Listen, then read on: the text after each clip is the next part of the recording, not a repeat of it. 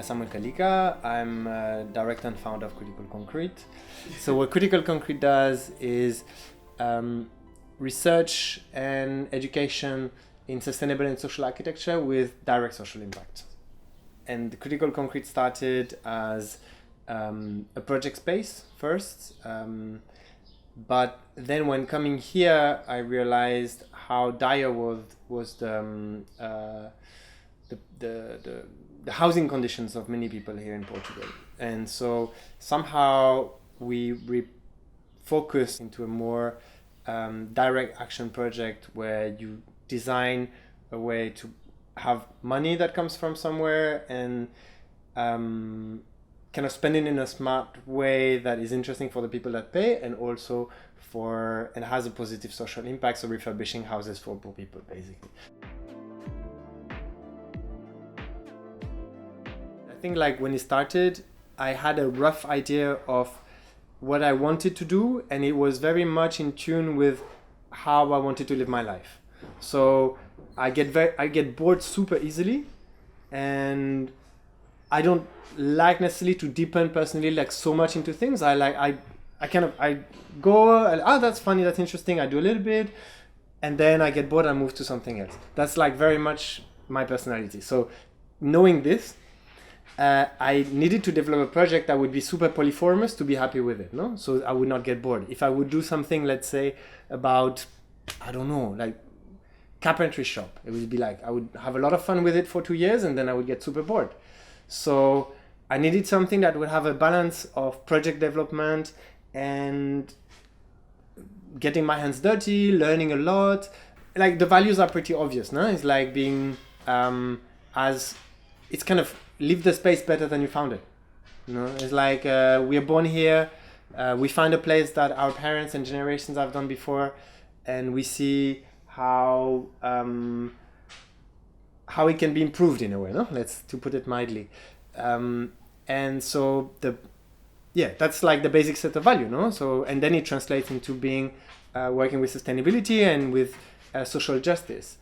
But the difficult part there is to be coherent with these values. So how do you make sure that your actions are in tune with your sets of values? And this is not projects that teach you there, it's people, like the people that you meet and like kind of put your head into your own shit, no? And kind of show you or by the example or somehow ask you is like, oh, why are you buying this stuff, no? Or why are you doing this?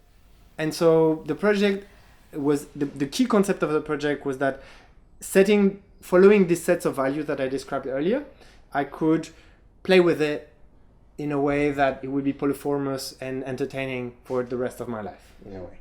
So there was no master plan. There was just like a vague idea, a set of values. The vague idea was like to set up a project space that would have some kind of social impact in its neighborhood, and it's like, okay, cool.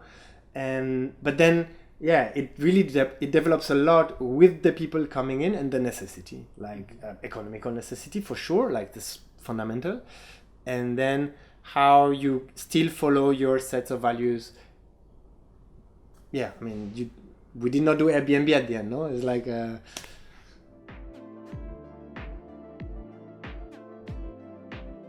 Fruzsi, and I'm from Hungary. And I was always thinking that I can try things. I will try a lot of things, and then I would be able to say what is for me and what is not for me. What I was first thinking that I definitely don't want to work for a multinational company where I don't see the point of my work. And I think it's a really general thing in our generation that we want to have an impact on and want to be part of sort of a social change or something innovative or cool or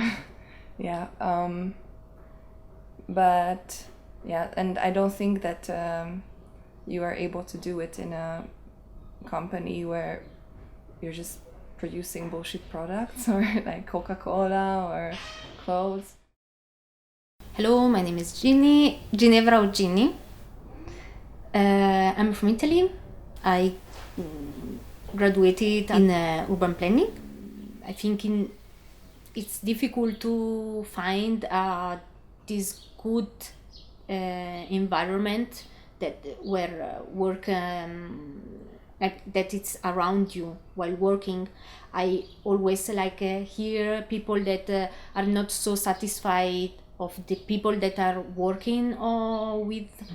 There is a lot of stress, and here I can say that I mean, of course there are sometimes like little fight or little different point of view, but it's super chill. This doesn't mean that you are not working, but you work in a good place. So, and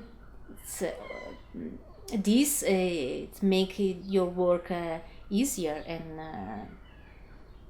and some kind of more better. So I'm Sonia. I'm 27 years old. I didn't have a place like a dream job before coming here. I didn't know at all which kind of job I would like to have, you know?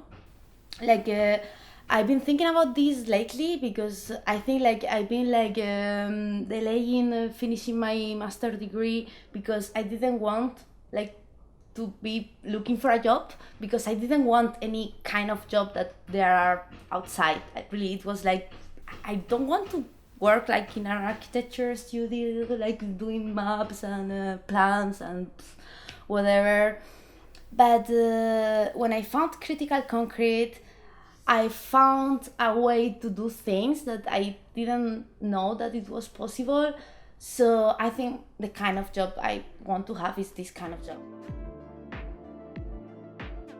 We started very much from scratch with a website and an idea, and then how do you make it happen, right? That's really how do you do from the idea that you have and the website that you can develop yourself, how do you make the project?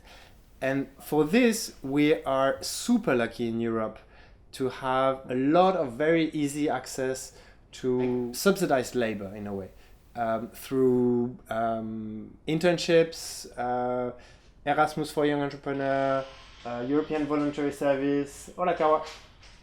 All these kind of things allow you in a way to kind of kickstart a project even with very little money. And then we could get people that come in and come out.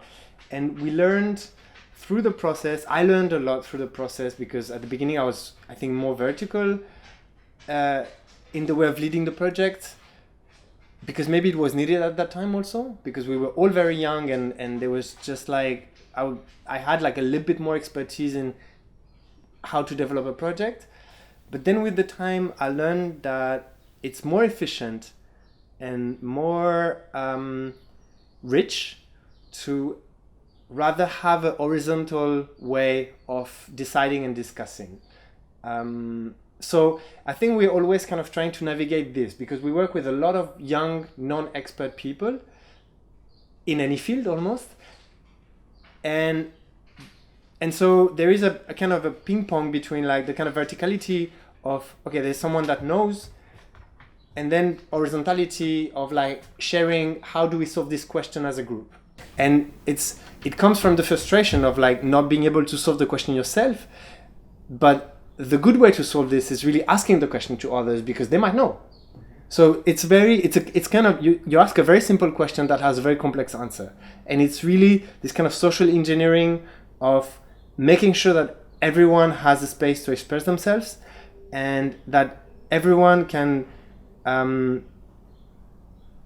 develop also in what they know, in their instincts, and become good and empowered at what they're naturally good at, what's the little things that make them make it click, so you need to really read people, try to see a little bit how they develop, leave a lot of space for everyone's own development, and somehow drive, because we still want to go somewhere together. So it's kind of a big ping pong of everyone's driving, and sometimes we kind of collect the energy and push it in a direction.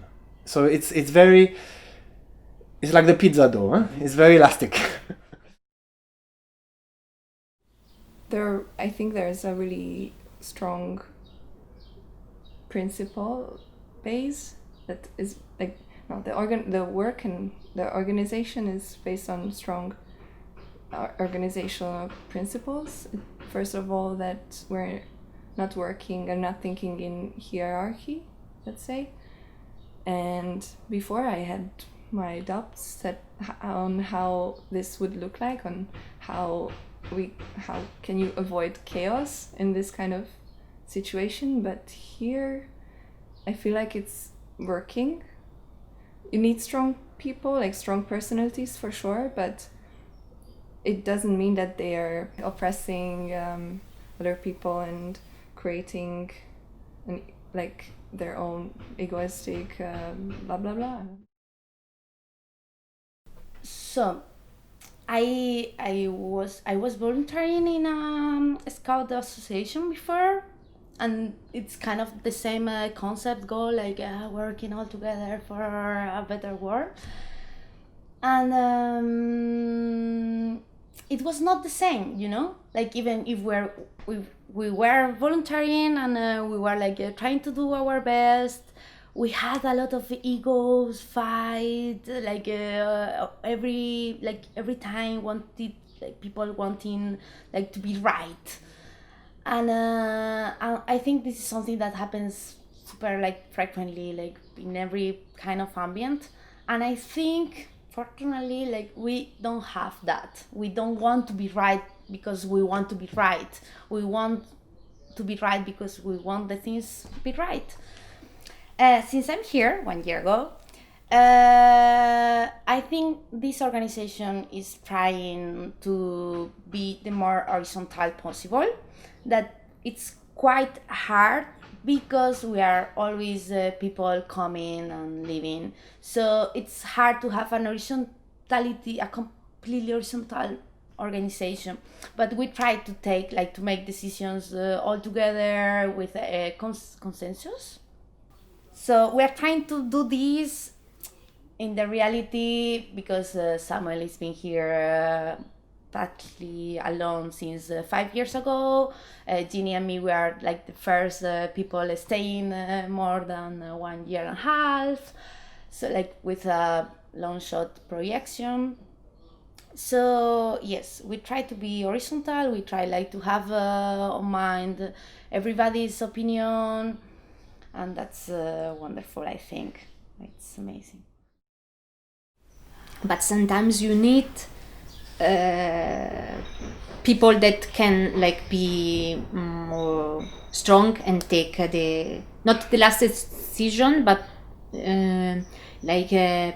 also to lead the team in the right way. So everybody can have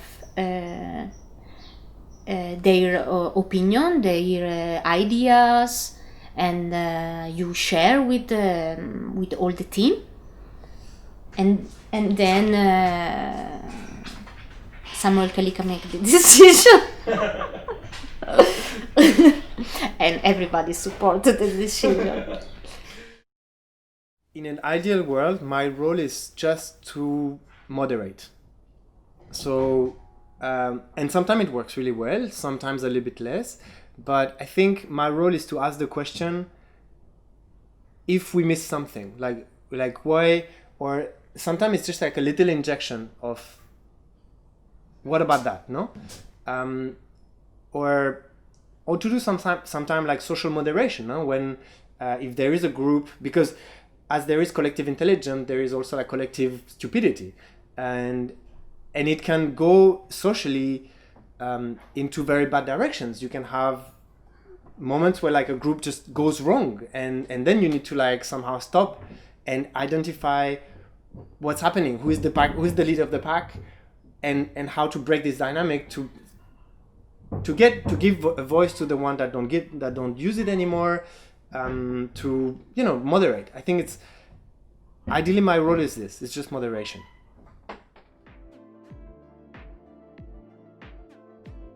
not so easy to find really solid information about sustainable architecture in a low, kind of a low-tech fashion, because sustainability is very associated to high-tech, because that's what you can bank, no? It's but when you want to work with sustainability that is affordable, that is easy to access, suddenly it becomes a bit more blurry, because then you go into like vernacular architecture, you look at how things were done before, and all this knowledge is very like spread out. So what we try here is a little bit like to go through all these different things that we don't know how to do, and try to learn by writing articles and developing like this kind of little research lab that we have, to then like feed out into the next educational format and so on. So we do a lot of things. That's the reason it's quite complex to explain someone else what do we do. But for me, it's like we are trying to find methods.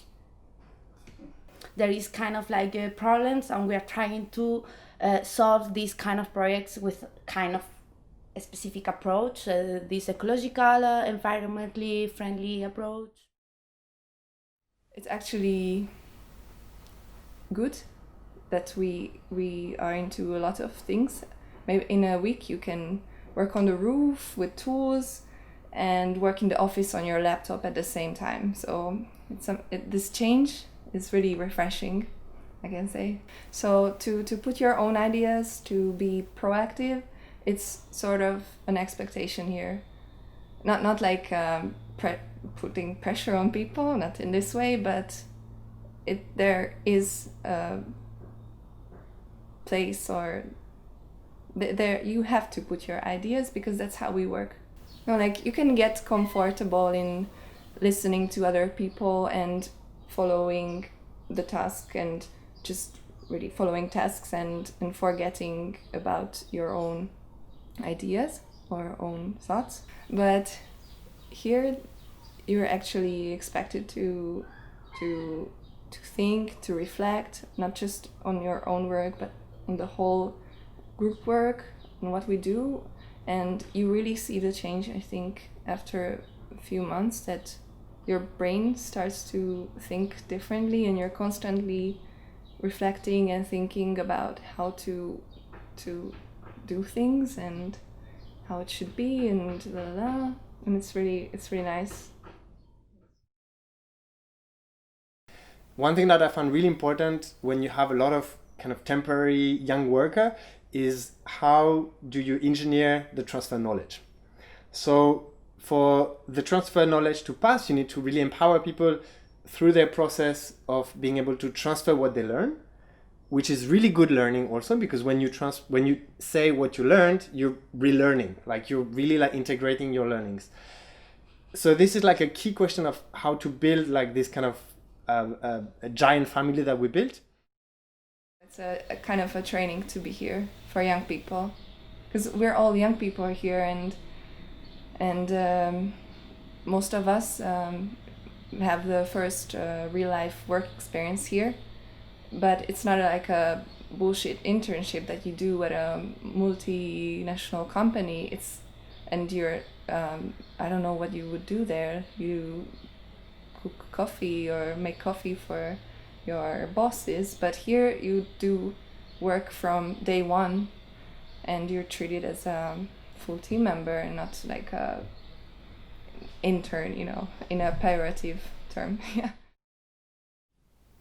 I believe that we can have true strong social impact when we have a lot of people coming through the organization, and that happens so through the educational formats that we do, like in the future digital, until now more like kind of presential with the big summer school or little workshops here and there.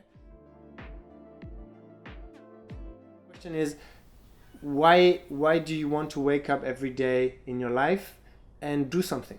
Like what will keep you waking up, no? So that's your set of values. And then know yourself, like being honest with yourself, like have a clear vision of what you're good at and you can learn easily, and what you're not good at and then you need other people to do, or that, and like this you can develop a project that is really close to your set of values and what you know how to do. If you're super bored with computers, for example, and you're super lazy with computers, then don't do something that will have to do a lot with this, or then you realize that you will need people that really take care of that part really well. I think it's really important to be lucid about these two things. And then really organize yourself. Like do like plannings all the time, retro plannings all the time, adjust the planning, accept that the planning will not be followed, but have the planning and like look at it every week. Look at all the time where you want to go and keep walking. It's like you keep walking every day, one little step. Don't lose like the focus on where you want to go at the moment you are. No, is at the moment in which you are.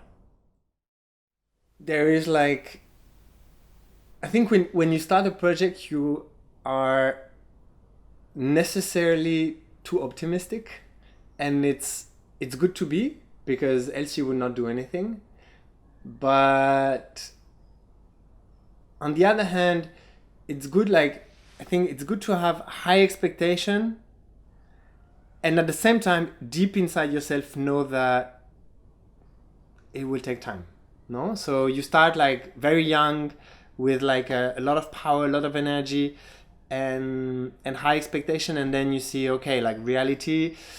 It's what I told you earlier. No, it's like, yeah, we don't know shit. No, it's like we're doing things a little bit, but it's good as soon as you're like honest with the people you're with about your expectation and how far you can go. It's like, it's okay. You drive, you learn, and you get better at what you do.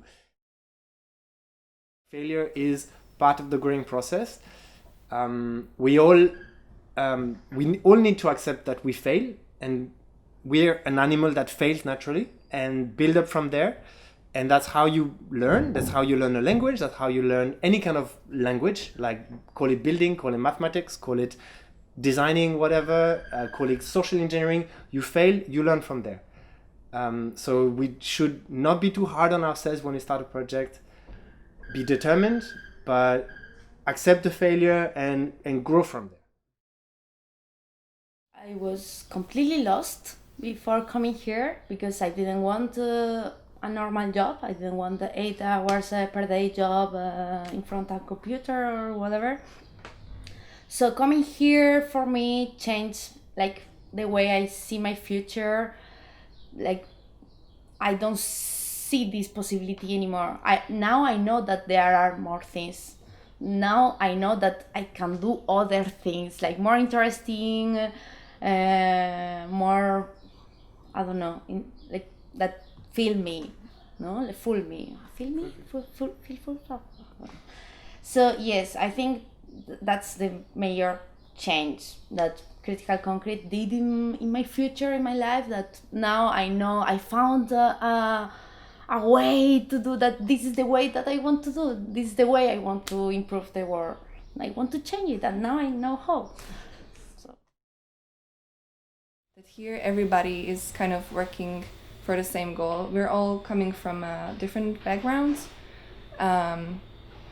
with different skills, but we all have this, how do you say, not value system, or more like an idea of an ideal world and how we want it to look like, and we're really motivated to work for it. and the fact that this place exists reinforces me that it's worth it to do, and you can do it.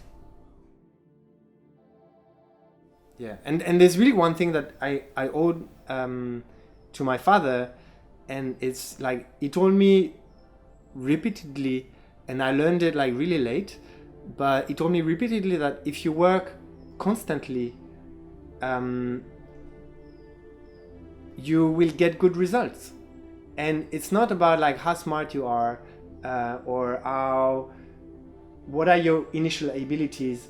It's really very much about working, being dedicated. If you don't give up, something good will come out of it, no? So you need to be reflective and also like not work like an idiot. Like at some point you need to give up on things, but think about the work that you did and bounce on this. Like the work, when you work, you're building knowledge, you're building yourself, you're building around yourself. So all these things that we do, like that we spend time on, or when you work, like when you come to a project like this and work on your human skills, this is really things that you need to realize it and see it so that you can bounce on it. That would be it, I think. I hope you enjoyed this video and gained some valuable insight. What do you think about these principles? Do you think they should or could be applied to other fields or projects? We plan to make more videos like this. Videos about inspiring people, places, projects and ideas. It will take some time to make these videos, and if you want to be notified about it, make sure to hit the subscribe button and the notification bell so you don't miss out. And if you want to learn more about the idea behind this channel, check out this video. To learn more about Critical Concrete, check out their channel and also their Instagram and the other social medias. So thanks for watching and see you soon.